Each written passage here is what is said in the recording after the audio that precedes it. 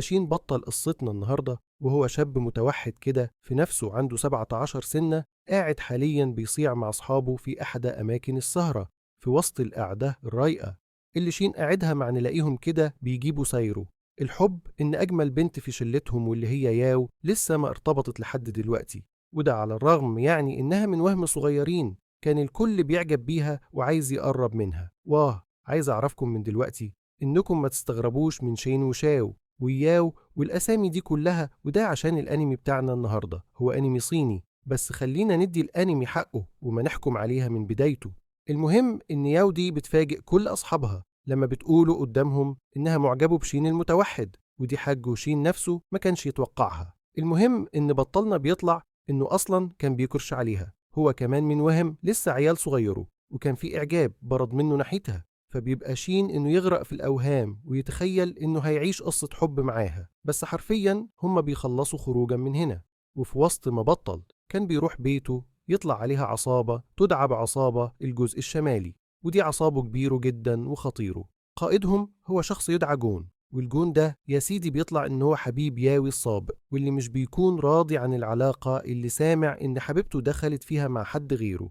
وجون ده بينفسن بشكل كبير جدا من ناحية شين، وبيمر عصابته إنهم يكملوا ضرب فيه لحد ما بنشوف جور رنوا على ياو فيديو من تليفون شين اللي بيعملوا فيه حاليا، وياهو يا جدعان بتبدأ إنها تتضايق وتزعق لجون، بس ليها حق ولا حياة لمن تنادي جون بيبقى عامل نفسه مش سامع، وبيقول له بطلنا لو عايزني أسيبك تعيش فكك من البت دي وما تكلمهاش تاني. ساعتها شيم مش بيرضى إن هو يقل من نفسه، فحر فيا بيحركه خطر جدا، واللي هي إنه بيعض إيد الولد اللي ماسكه وبيقوم رامي نفسه في النهر. وبيبدأ شين يقول لنفسه إن هو مستسلم لنهايته، وإن هو كمان راضي بالموت. أصل إيه لزمتها العيشا لو مش هيقدر يحمي الشخص اللي بيحبه. وبنشوف شين قاعد يفتكر ذكريات الطفولة مع ياو يعني من وهم صغيرين كان بيتمنى إن فعلا ياو تبقى هي الزوجة الصالحة. وفي وسط ما شين فجد الأمل بياخد باله إن في ضوء بيلمع في قاع النهر، فبيته ناحيه الضوء، وبنشوفه مسك مكعب غريب بدأ في إنه ياثر على بطلنا أول ما مسكه، وحرفيا المكعب ده بينقل لبطلنا البعد ثاني داخل المكعب.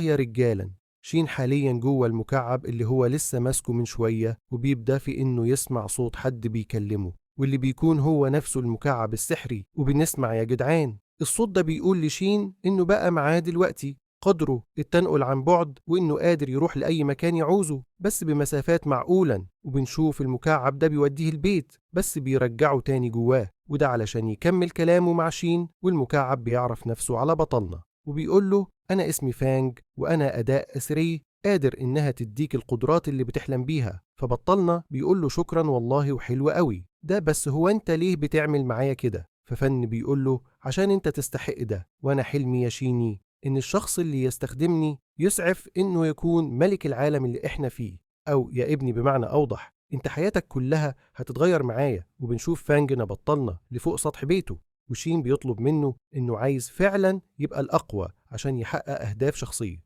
كان نفسه حققها من زمان، أولهم طبعا إنه ينتقم من العصابة اللي عملت فيه كده. المهم إن بطلنا بيغمى عليه وبيصحى من النوم بيشوف نفسه على السرير وجنبيه المكعب. فشم بيقول لي المكعب ايه ده يا عم، هو انت ما طلعتش؟ وهم ده انا قلت اني بدات اخرف اول مغرق. ففن جي بيقول له فوق وصحصح معايا كده، علشان لو انت فعلا عايز تبدا تدريب وتزود مستواك لازم انك تلاقي حاجه اسمها احجار سحريا، وما تقلقش انا هساعدك في الحوار ده بشكل كامل وهكون مرشد ليه.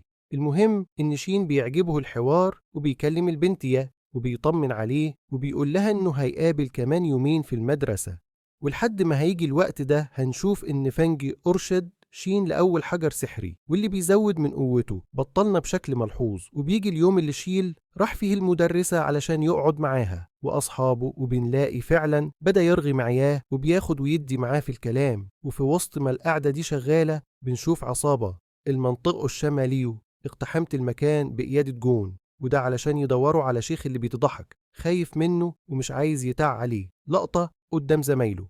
بس فانج المكعب بيقول له ما تقلقش يا شين، أنا قدرت إن مستوى الراجل ده هو 5 بس، وإنت يا ابني مستواك 26، فالأوه الساحقه طبعا منسوبه ليك. فيلا خش يا وحش اعمل لقطك وعلم عليه. وبنشوف فعلا يا جدعان شين قام يواجه جون اللي بيمسكه على طول من التيشيرت وبيقول له مالك يالا، هو انت جاي معاك بضحك كده ليه؟ في الوقت ده شين بيمسك دراعه ومش بيخليه قادر يحركها وبيقول له اخلع من هنا علشان ما خليش شكلك وحش.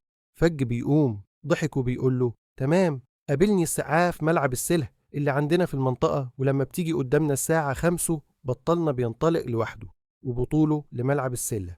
وده اللي بيضحك إفراد العصابة الموجودين بشكل استهزاء كبير جدا على شين. وبنشوف جون بدأ يستعرض قوته قدام شين اللي بنلاقي فانج بيكلمه وبيقول له خلي بالك يا صاحبي، انت مستواك 26 بس نسبة فوزك على اللمة اللي قصادك دي ما تعديش ال20، فيها ريت تخلي بالك وتتصرف بذكاء. ساعتها بطلنا شين بيقول وبيبدأ انه يستفز فيه بيقول له ايه يا عم جون، ما توقعتش ان زعيم عصابة المنطقة الشمالية ما يقدرش انه يهزمني فردقاني 1-1، وانه كمان يعني هيحتاج اللمة دي كلها. ويا اخويا صحيح انت هربت مني الصبح في المدرسة، وانا على فكرة اللي سبتك بمزاجي، فهل انا كده اعتبر نفسي فستت عليك مرة ساعتها؟ يا جدعان الكلام ده بيصر في جون، بس قبل ما ياخد اي قرار بنشوف واحد اقرع بيد وبيقوم قايل لجون سيب لي الطلعه دي يا زعيم والله قرع، ده يا رجاله بيعرف على نفسه وبيبقى اسمه فانج ابو خدش. وبنشوفه عايز يخش لبطلنا لوحده ويخلص عليه، بس شيم بيفضل يتفادى ضرباته لحد ما الأصلع بيكون جاب آخره وبلاحظ عليه الإرهاق، فشين بيقوم من تهز فرصه وبيقضي عليه بضربه مخادعه قوي جدا. وبنبدأ نلاحظ التعطر بإن على جون، بس بعديها بيقول خلاص العصابة كلها تبدأ في الهجوم. فبيبقى بطلنا شين يخطط في دماغه يشوف إن شين عمال على قد ما يقدر يروغ العدد الكبير ده ويوقع في نفس الوقت منهم واحد ورا الثاني لحد ما بيمسك واحد منهم وبيقوم رامي على جون زعيم العصابة، وبيبدأ بطلنا في إنه يتوجه ناحيته. جون بنلاقي واحد شعره أحمر داخل عليهم، والراجل ده بيطلع زيم عصابه المنطقة الجنوبية وبيكون اسمه سبايك. وبنشوفه قاعد يضحك على جون حليفه وبيقول له انت ايه اللي بهدلك ووصلك لكده؟ يلا يا عم ما تزعلش نفسك، انا حاصله بره المدرسين وناس كبيره كمان عايزه تعرف ايه اللي بيدور جوه في الملعب والصوت ده جاي كله منين. فبيبطلنا انه ما يكمل جوه باراكومية في الكهف، وفي عز ماشيين بيعفر انه ما يموتش بنلاقي فانجي انقذه ودخله جوه المكعب وبنسمع فانجي بيقول له انا هخليك تزود من مستواك دلوقتي، وده عن طريق شوية الإحجار الصغيره اللي انت لقيتهم لاقيه في الكهف ده. ولحد هنا بطلنا بيقرر ينهي تدريبه بعد معركته اللي ما كانش ويحرق في قلبه على اللقطة اللي عملها معاهم. فبيجون رادد عليه وبيقول له يبقى مش هيكون في أحسن من بتخطف حبيبته اللي هو لسه مرتبط بيها من قريب وبس. ده كان الجزء الأول من حكايه شين، فلو اتبسطت تنضم لعيلتنا ويوصل لك كل جديد.